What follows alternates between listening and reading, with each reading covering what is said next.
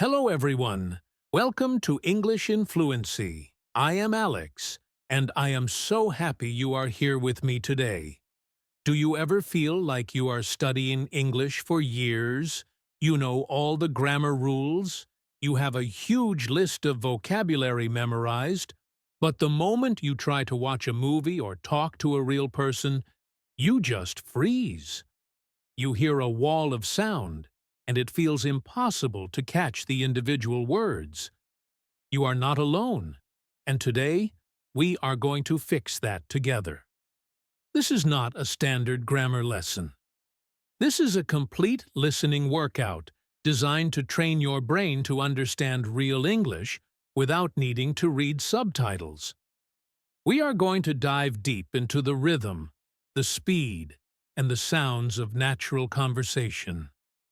So, take a deep breath, relax your shoulders, and let's begin this journey toward fluency.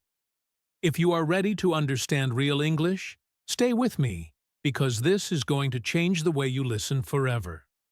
To start, we need to talk about why listening is so hard. It is not just because native speakers speak fast.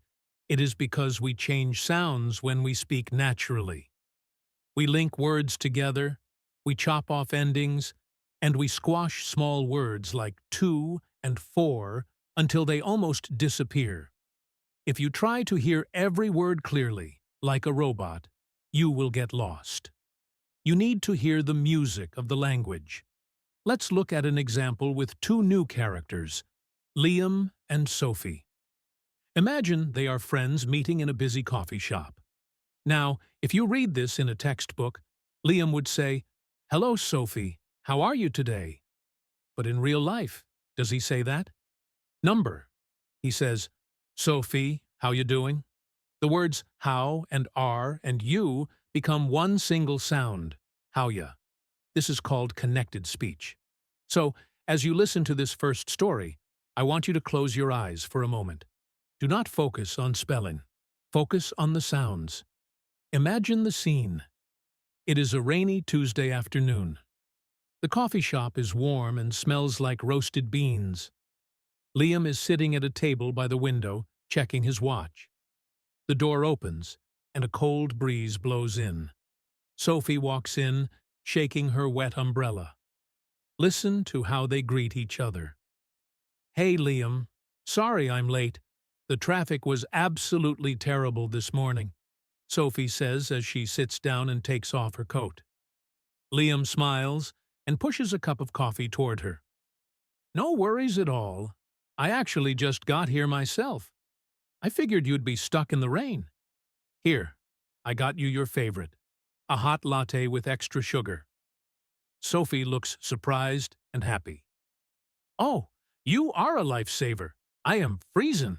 I didn't realize it would be so cold today. So, tell me, how was your weekend? Did you end up going to that concert?" Liam takes a sip of his coffee and nods. "Yeah, we did. It was incredible. The band played for 3 hours straight. My ears are still ringing a little bit, but it was worth it. What about you? Did you finish that project for work?" Sophie sighs and rubs her temples. "Don't ask. I was at the office until 9 o'clock last night. I am so tired. I just want to go home and sleep for a week. But hey, enough about work. I'm here now, and the coffee is great." Now, let's pause for a second. Did you catch how Liam said, "It was worth it"? He probably didn't say worth it with a hard break. He likely said worth it, blending the two words. And when Sophie said, "Don't ask," it probably sounded like "Don't ask." This is the secret to understanding. You must stop hearing separate words and start hearing chunks of sound. When you listen to English, do not translate word for word into your native language. That is too slow. Instead, try to catch the feeling of the sentence. For example, when Sophie says, "I am freezing," she doesn't just mean the temperature. She means she is very, very cold. It is an expression. Let's practice this with a repetition. I am going to say a sentence the slow, robotic way, and then the natural way. I want you to repeat the natural way out loud. Ready? Slow. What are you going to do? Natural. What you gonna do? Try it. What you gonna do? Excellent. You see, going to becomes gonna, and what are becomes whatche. If you hear someone say, what you gonna do this weekend? You might be confused if you are looking for, what are you going to? But if you know the sound gonna, you understand instantly. Let's get back to Liam and Sophie. Their conversation continues, and they start talking about their plans for the summer. Listen to the flow of their speech. Notice how they use and ah and little filler words. These are not mistakes. They are natural. Native speakers use them to think while they are talking. Do not worry about them. Just let them wash over you. Liam leans forward. So, with summer coming up, have you thought any more about that trip to Spain? You mentioned it a few weeks ago. Sophie wipes some foam from her upper lip. I have, actually. I was looking at flights last night. It is a bit pricey, but I think I can save enough money by June. I really want to see Barcelona. Have you ever been? Liam shakes his head. No, never. I've always wanted to go, though. I heard the food is amazing. Paella, tapas, all of it. Maybe we could go together. If you are looking for a travel partner, that is. Sophie laughs. Really? You'd want to come? That would be awesome. We could save money on a hotel room if we split the cost. But you have to promise not to complain about walking too much. I want to explore everything. Liam laughs too. Deal. I promise I will keep up. We can start looking at Airbnb places tonight if you want. I'm free after 7. Did you notice how Liam said, if you want? In fast speech, want often turns into wanna. So it sounds like, if you wanna. And when Sophie said, that would be awesome, the D in would likely linked to the B in be, sounding like would be. These small connections make a huge difference in your listening comprehension. If you train your ear to hear these links, English will suddenly sound slower and clearer. It is like learning a secret code. Once you know the code, you can read the message. Let's try a quick exercise. I am going to describe a scene, and I want you to visualize it in your mind. Do not write anything down. Just listen. Imagine a man named Arthur. He is an older man, maybe 60 years old. He is wearing a dark blue coat and a hat. He is standing in the middle of a train station. It is very loud. There are announcements over the speaker, people are running, and trains are whistling. Arthur looks confused. He looks at a ticket in his hand, then looks up at a big sign on the wall. He walks up to a young woman named Elena, who is standing nearby, looking at her phone. Now, listen to what Arthur says. Excuse me, miss. I'm sorry to bother you, but I think I am a bit lost. I am trying to find Platform 9, but I cannot see it anywhere. Everything is so confusing here. Elena looks up from her phone and smiles politely. Oh, no problem. Platform 9 is actually downstairs. You have to take that escalator over there, go down to the lower level, and then turn left. It is right next to the coffee shop. Arthur looks relieved. Downstairs and turn left. Okay, I think I can manage that. Thank you so much for your help. You are very kind. Elena puts her phone away. You are welcome. Good luck with your train. Have a safe trip. Now, let's analyze this. When Arthur said, I'm sorry to bother you, it probably sounded like, I'm sorry to bother ya. The word to became ta, and you became ya. When Elena gave directions, she said, take that escalator over there. In natural speech, Over there often sounds like over there, with the R sound connecting the two words. This is the linking OR. Even if the word over doesn't end in an R in spelling, we often add the sound if the next word starts with a vowel. This helps the speech flow smoothly. It is like water flowing down a river. It doesn't stop and start. We are going to move to the second part of our practice now. We are going to speed things up slightly. I want you to imagine a different setting. This time, we are at a busy office. It is Monday morning.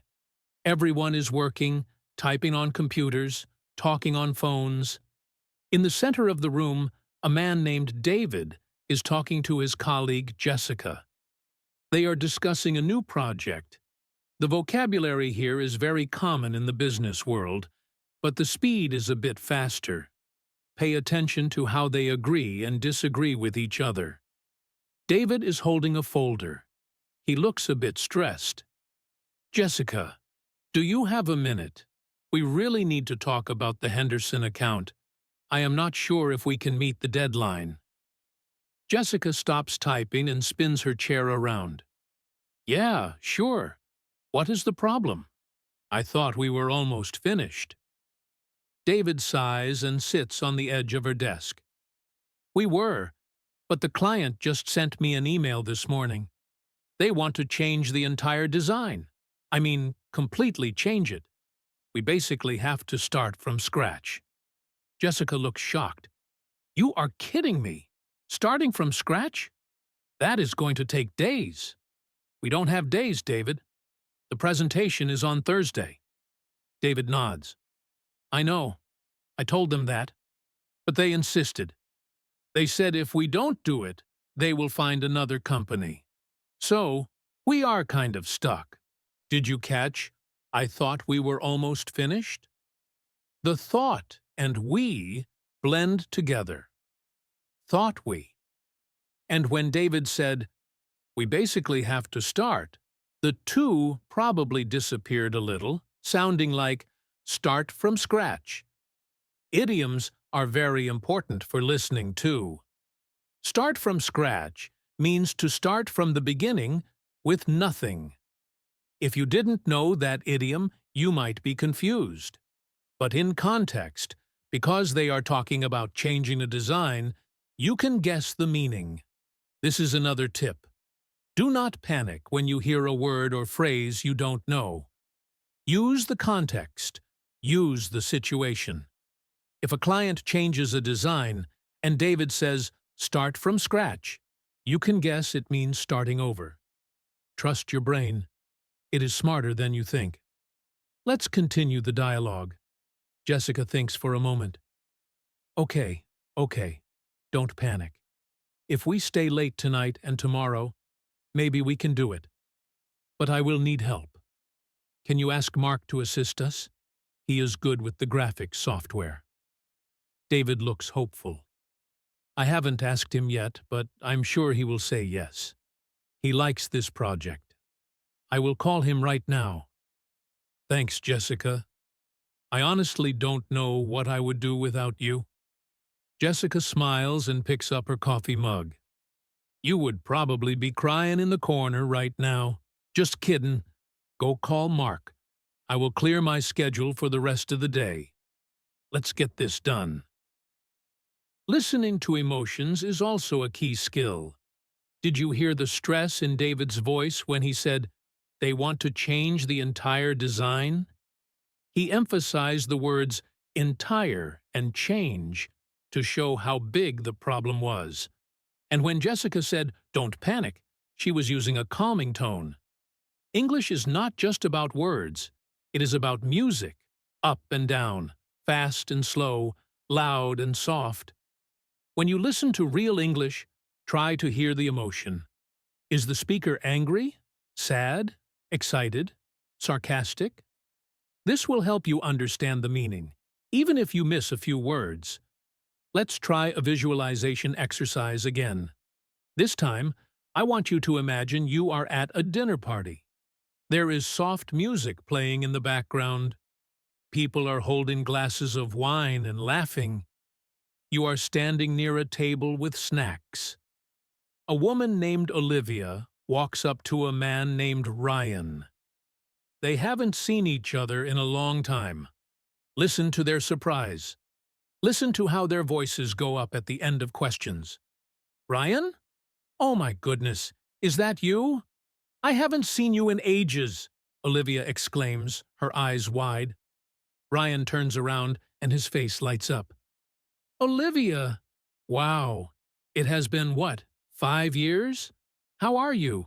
You look amazing. Olivia laughs and gives him a hug. I am doing great, thanks. Just busy with work and the kids. You know how it is. What about you? Are you still living in the city? Ryan shakes his head. No, actually. I moved out to the suburbs about a year ago. I needed more space. And, I got married. Olivia pulls back, looking delighted. You got married? That is fantastic news. Congratulations. Who is the lucky person? Ryan points across the room to a woman talking to the host. That is her, over there. Her name is Sarah. We met at a yoga class, believe it or not. I will introduce you in a minute. This conversation is full of natural reactions. Oh my goodness! Wow! Believe it or not.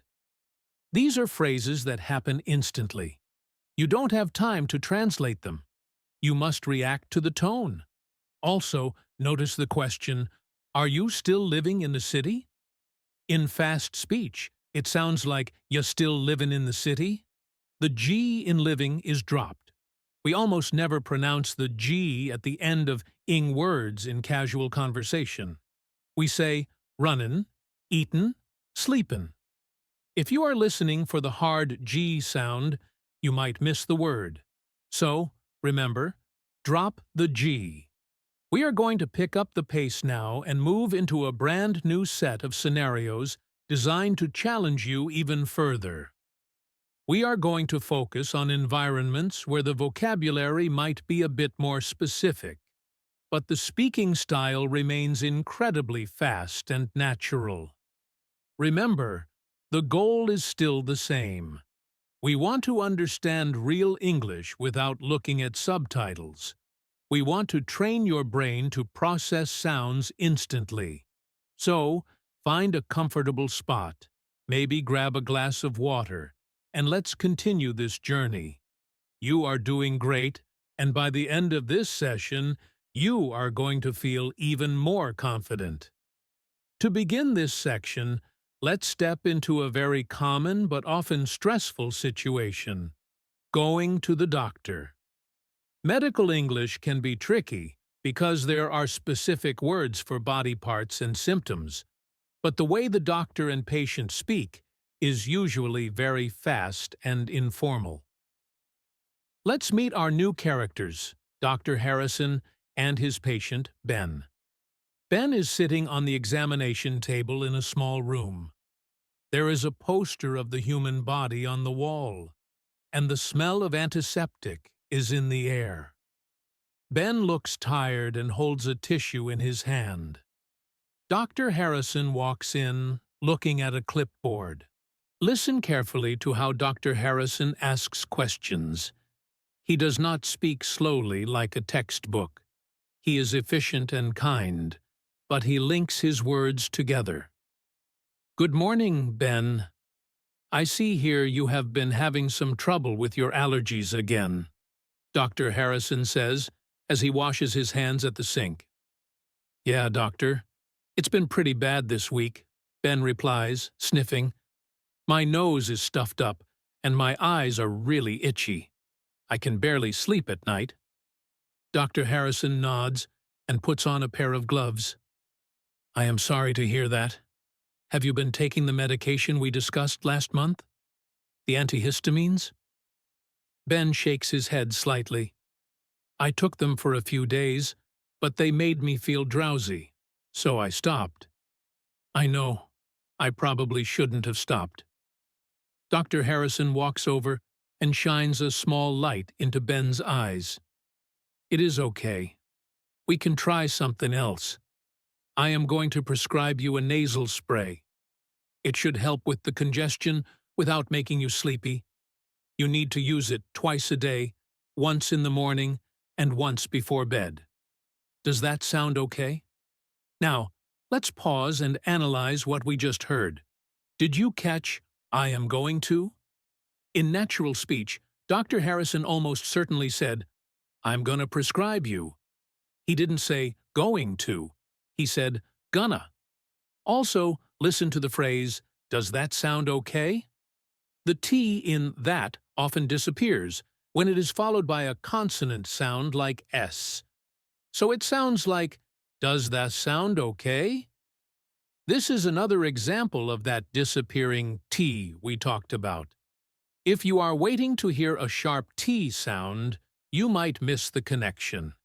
And when Ben said, "I know, I probably shouldn't have stopped," the words "shouldn't have" blend together to sound like "shouldn't a." It sounds like one long word.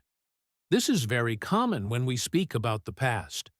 We don't say "should not have." We say "shouldn't a." Let's replay a short interaction in your mind. Imagine Dr. Harrison says, "Open your mouth wide and say, 'ah.'" In fast speech, it sounds like, "Open your mouth wide and say, 'ah.'" The word "your" becomes "your" and becomes "n." So, open your mouth wide and say, "ah." It flows like water. Your job as a listener is to catch the main verbs and nouns. You hear "open," "mouth," "wide," "say." The small words are just the glue that holds the sentence together. You do not need to focus 100% on the glue. Focus on the big blocks. Open mouth. Say "ah." If you get those, you understand the instruction. Let's move from the doctor's office to a completely different environment. A kitchen. But not just any kitchen. This is a professional cooking class. It is loud, hot, and chaotic. We have two new characters here, Chef Marco, who is the teacher, and a student named Ella. Chef Marco is Italian, enthusiastic, and speaks very quickly. He is moving around the kitchen, grabbing pots and pans. Ella is trying to keep up, chopping vegetables as fast as she can. In this environment, the language is all about action. There are many commands or imperatives. Listen to how Chef Marco directs Ella. "Okay, Ella, watch the pan now. The oil is getting hot. Don't let it burn," Chef Marco shouts over the noise of a fan. "Throw in the onions and stir them quickly. We want them soft, not crispy. Come on, keep moving." Ella wipes her forehead with her arm. "Chef, it is smoking a little bit. Is that okay?" Marco laughs and waves his hand. "A little smoke is good. It means it has flavor. Now grab the garlic. Don't chop it too small. Just smash it and throw it in. And add the salt. Don't be shy with the salt. Taste it. Tell me what you think." Ella takes a spoon and tastes the sauce. It needs a little more pepper, I think." Marco nods approvingly. "Good, good. Add the pepper. Now, turn down the heat. We don't want to ruin it. You are doing great. Just focus." Did you hear how much Chef Marco shortened his sentences? Throw in the onions. Not, "Please throw the onions into the pan." Just, "throw in the onions." In casual or urgent speech, we drop the small words. "Don't let it burn." Not, "Do not let it burn." And did you notice the word "smash"? In cooking, smash is a very specific action. It is different from chop. Context helps you here. If he is holding garlic and says "smash it," you can visualize the action even if you haven't heard the word before. Also, listen to the phrase, "Don't be shy with the salt." This is an idiom. It doesn't mean the salt is shy. It means use a lot of it. If you translated it word for word, it would be confusing. But in the context of cooking, you understand it means be generous. Let's practice the sound of commands. When Marco said, "Turn down the heat," the D in down linked to the H in heat. It sounded like, "Turn down the heat." It becomes one fluid movement. And grab the garlic. The B and eth sounds are close together, but we slide over them. Grab the garlic. I want you to try saying, "Grab the garlic," fast. Grab the garlic. See how your tongue moves? It doesn't stop. It just goes from one word to the next. That is what you need to hear. You need to hear the movement, not the breaks. Now, let's change the mood completely. We are going to a job interview. This is a high-stress situation where people try to speak clearly, but their nerves often make them speak faster or use filler words. Our characters are Sarah, the interviewer, and James, the candidate. The room is quiet. There is a large table between them. Sarah is holding a resume. James is sitting on the edge of his chair, looking very nervous. He is tapping his foot. Listen to how Sarah asks questions and how James hesitates while thinking of the right answer. Sarah looks at James over her glasses. "So, James, tell me a little bit about yourself. Why do you want to work for our company?" James takes a deep breath. "Well, I have always been interested in, technology. Ever since I was a kid, I loved taking things apart to see how they worked. And, I read about your new project last month, and it really, impressed me. I think I could, be a good fit for the team." Sarah nods and makes a note on her paper. "That is interesting. Can you give me an example of a time you solved a difficult problem at your last job?" James pauses, looking up at the ceiling as he thinks. "Right. Okay. So there was this one time when, our server crashed. It was a Friday afternoon, and everyone was panicking. But I, stayed late. I checked the logs, and I found the error. I, managed to fix it before Monday morning." This conversation is full of, and, these are called hesitation devices, or fillers. Native speakers use them constantly while thinking. As a listener, your brain must learn to ignore these sounds. They are just noise.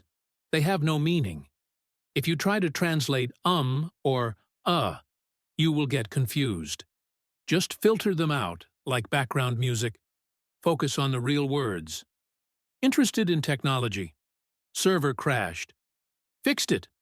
That is the important information. Also, notice how James said, "I managed to fix it." The phrase "managed to" often sounds like "managed to." I managed to fix it. Let's look at Sarah's question. Can you give me an example? In natural speech, can you becomes can ya. Can ya give me an example? It is a soft sound. And tell me a little bit about yourself. We often say, "Tell me a bit about yourself." The phrase "a little bit" is shortened to "a bit." It is faster. Tell me a bit about yourself. If you hear this, don't panic that you didn't hear little. A bit is enough. It means the same thing in this context. We are going to stay in the professional world, but move to an airport. Airports are great places to practice listening, because the language is functional and direct. There is often noise in the background, which makes it harder to hear, just like real life. Our new characters are Nancy, who works at the check-in counter, and Leo, a traveler who is running late. Leo is out of breath. He has 2 heavy bags. He is worried about missing his flight. The airport is crowded. People are pushing luggage trolleys. Announcements are echoing in the distance. Leo rushes up to the counter. "Hi, sorry, I am running a bit late. Is this the check-in for Flight 405 to London?" Nancy types on her computer for a second. Yes, it is. Can I see your passport, please? You have 10 minutes before the counter closes. Leo fumbles in his bag and hands her the passport. Here it is. I hope I haven't missed it. The traffic on the way here was awful. Nancy scans the passport and prints a label. You are lucky. You made it. I am checking your bag straight through. Do you have any liquids or sharp objects in your carry-on? Leo shakes his head quickly.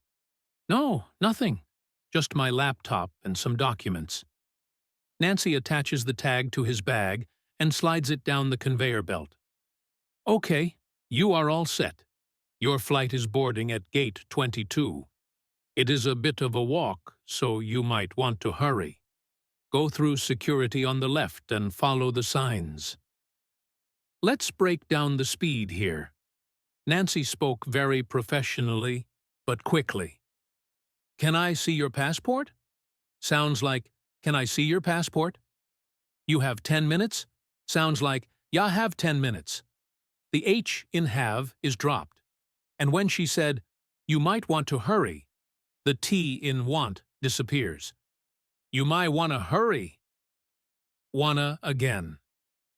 Want to becomes wanna almost 100% of the time in spoken English. If you are listening for want to, you are waiting for a sound that doesn't exist. You must train your brain to hear wanna. Also, listen to the numbers. Flight 405. We often say O instead of 0 for numbers, and gate 22. The T at the end of 20 links to the T at the start of 2. It sounds like 22 with a slight pause or a strong T sound, but often it flows together. The key takeaway here is the prepositions. Check-in 4. Bag straight through. Gate on the left. Prepositions are small words like for, through, on, at. They are hard to hear because they are unstressed. We say for very quietly. We say to very quietly. But they are crucial for direction. Nancy said, hurry. She didn't say, hurry up, just hurry. Context, he is late. She says, hurry. It is a command. Now, let's take a moment to visualize a different kind of listening challenge. Listening to a story being told. Sometimes, people tell long stories without stopping. They jump from one topic to another.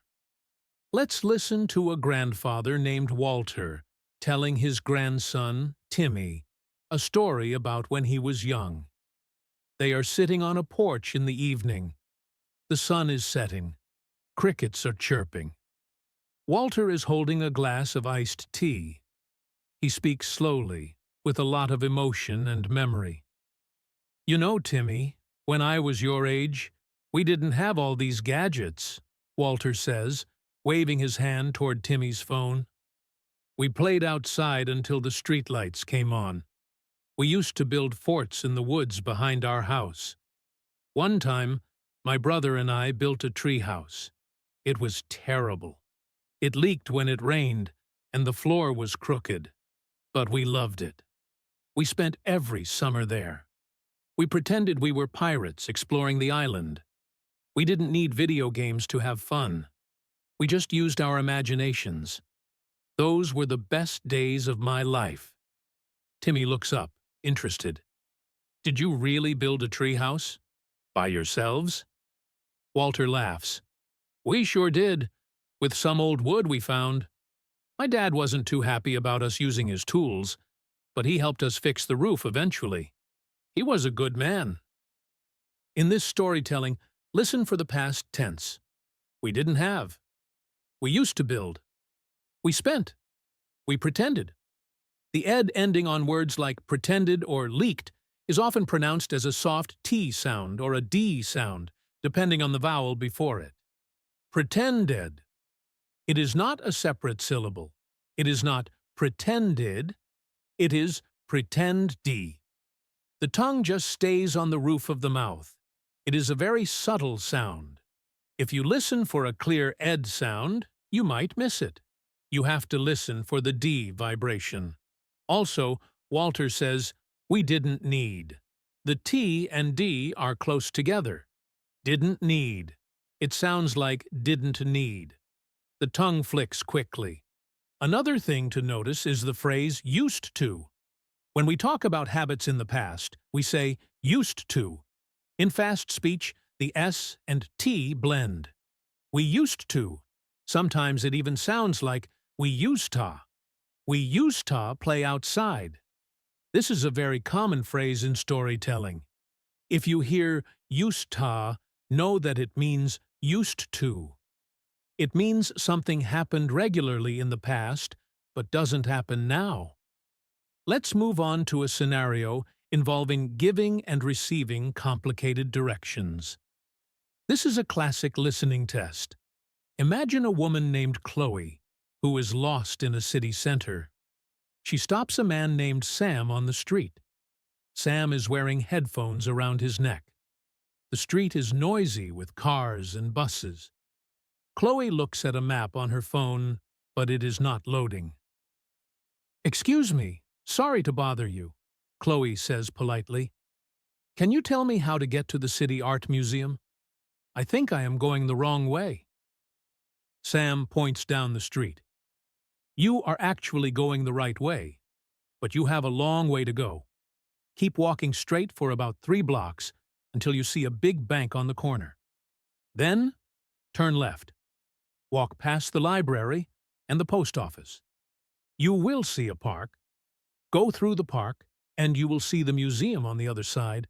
It is a huge white building. You can't miss it." Chloe looks relieved.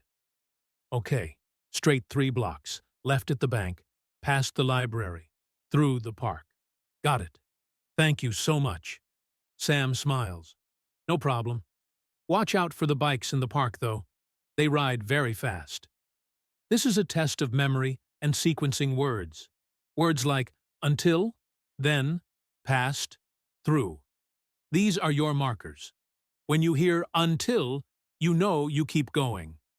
When you hear then, you know a change is coming. When Sam says, "Keep walking straight," the P in keep is soft. And 3 blocks. The th sound in 3 requires putting your tongue between your teeth. It is a quiet sound. 3 blocks. If the speaker mumbles, 3 might sound like free. Context tells you it is a number. Keep walking straight for about 3 blocks. About is often reduced to bout. Keep walking straight for about 3 blocks.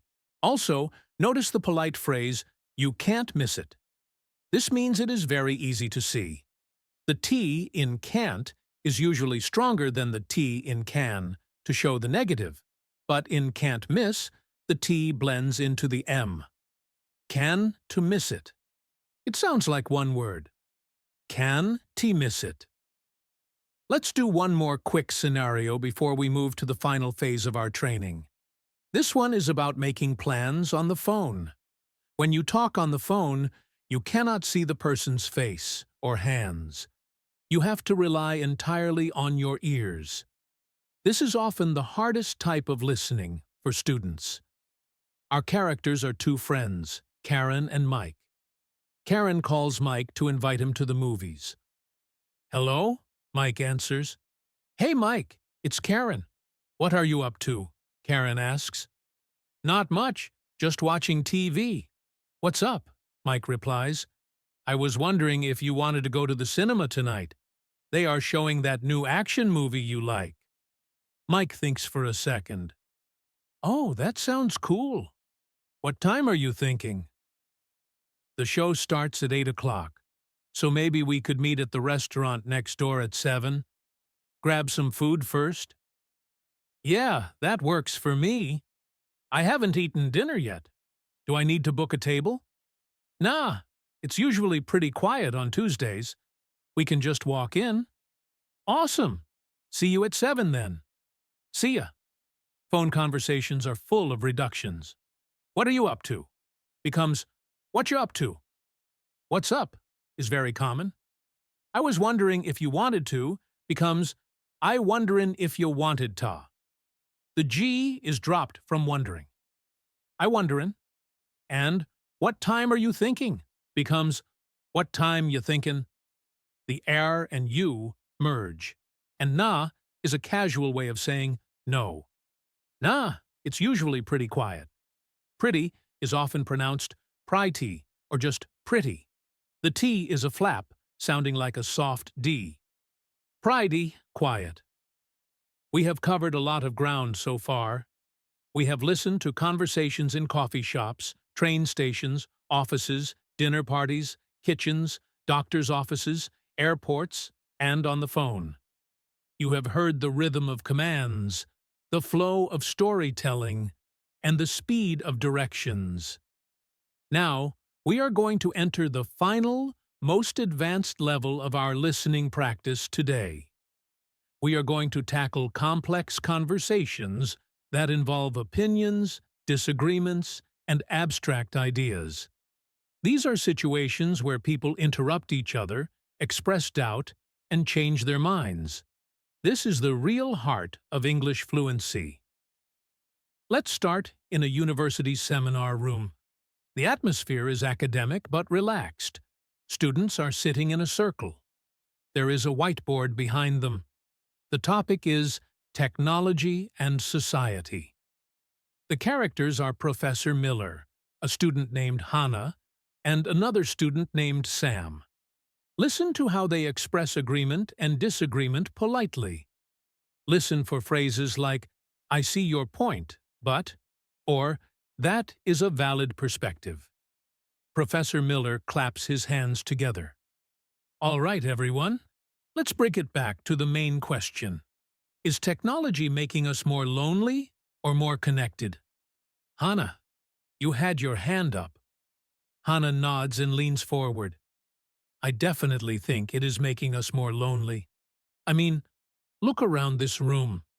Half the people are looking at their phones instead of talking to each other. We have hundreds of friends online, but we don't know our neighbors. It creates a false sense of connection. Sam interrupts gently. I have to disagree with that, Hannah. I think technology allows us to stay in touch with people who live far away. I have a cousin in Australia, and we video chat every week. Without technology, I would never have that relationship. So in a way, it brings us closer.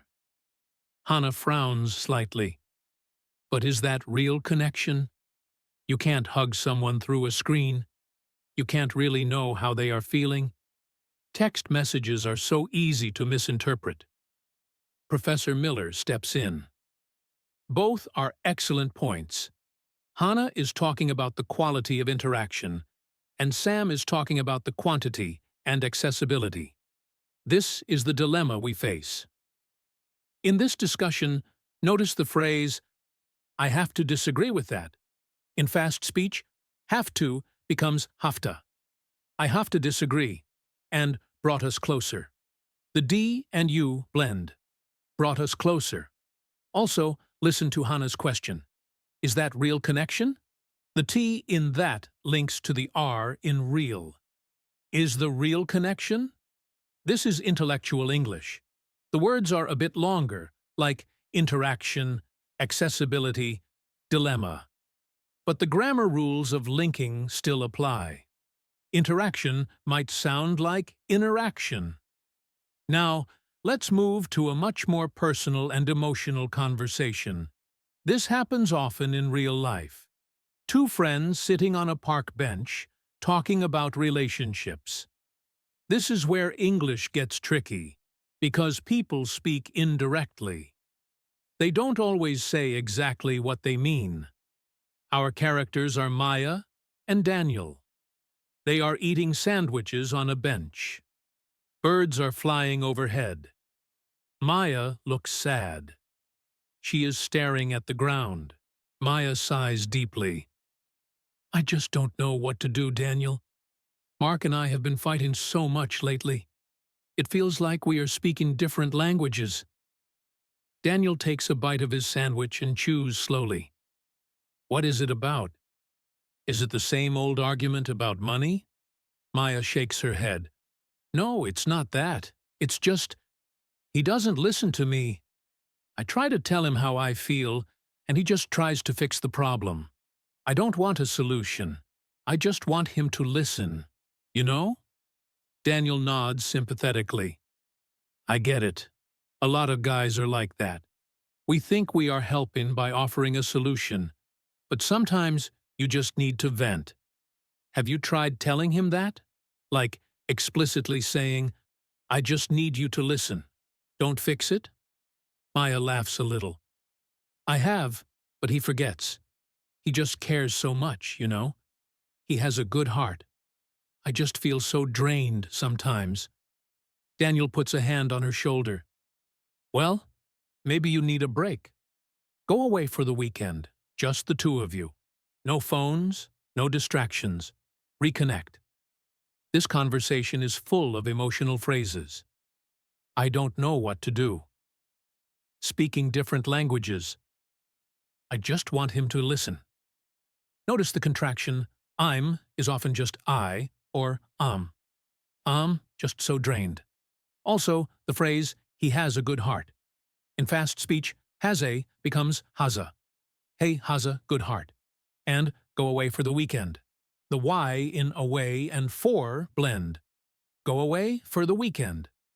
This is a very natural, flowing conversation. The key here is listening to the advice. Daniel suggests she tell him explicitly. If you catch the word explicitly, you know he means clearly. If you catch reconnect, you know he means become close again. For our final scenario, let's go to a situation where there is a problem that needs solving. This is a negotiation. A woman named Rachel is talking to her landlord, Mr. Henderson. Rachel is standing in her apartment living room. It is messy because there are boxes everywhere. There is a leak in the ceiling. Water is dripping into a bucket. Mr. Henderson is looking at the ceiling with a worried expression. He is holding a notebook. Rachel points at the bucket. Mr. Henderson, look at this. It has been dripping for 3 days. I can't live like this. My books are getting wet. Mr. Henderson sighs and writes something down. I know, Rachel, I know. The plumber is fully booked this week. It is an old building, and these things happen. Rachel crosses her arms. I understand that, but I pay my rent on time every month.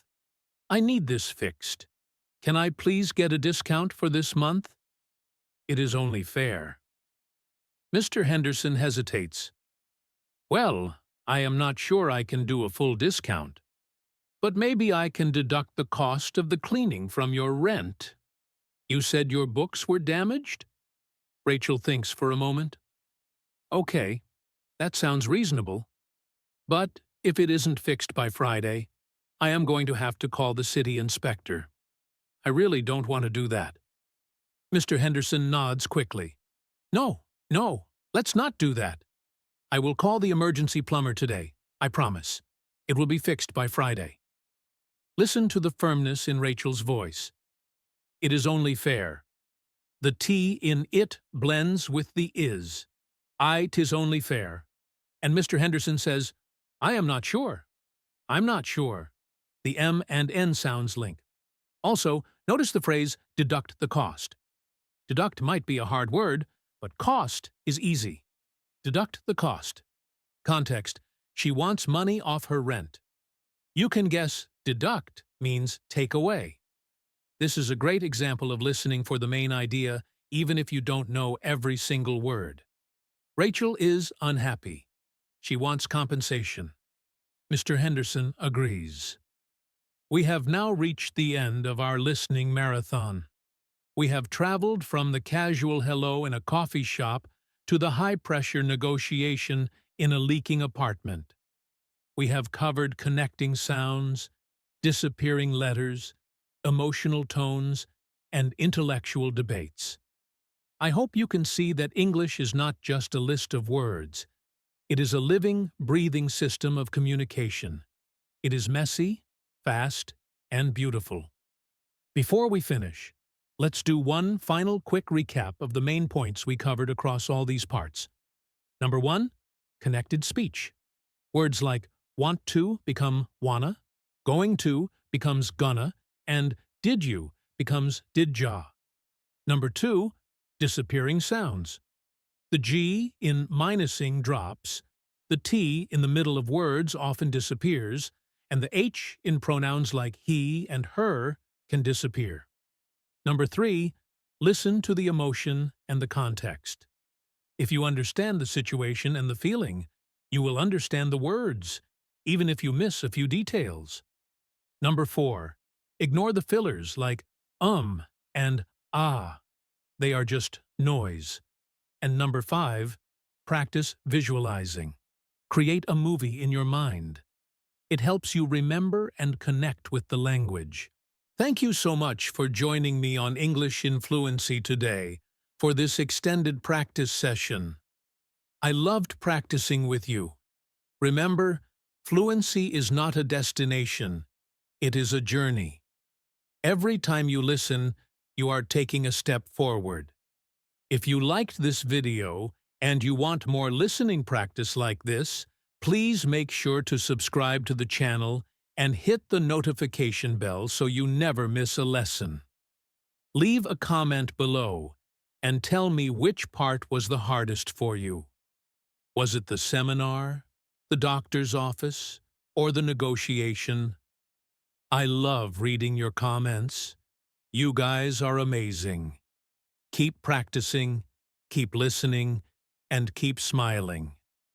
I will see you in the next video. Goodbye for now.